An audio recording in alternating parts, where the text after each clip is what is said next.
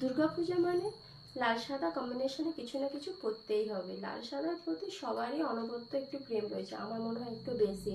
প্রত্যেক বছর সাদা শাড়ি পরি, লাল ব্লাউজ পরি। এবছর একটু চেঞ্জ করে নিয়েছি। এবছর আমি বুটিক থেকে লাল মসলিন নিয়েছিলাম।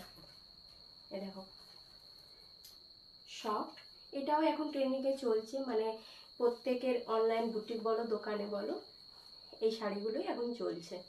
তো যখন এটা নিউ লঞ্চ হয়, মানে আগের বছরই এটা লঞ্চ হয়েছিল, তখনই এটা মোটামুটি নিয়ে রেখেছিলাম, কিন্তু পরা হয়নি। মানে দুটো বছর পরেই নিয়েছিলাম, মাঝামাঝি টাইমে।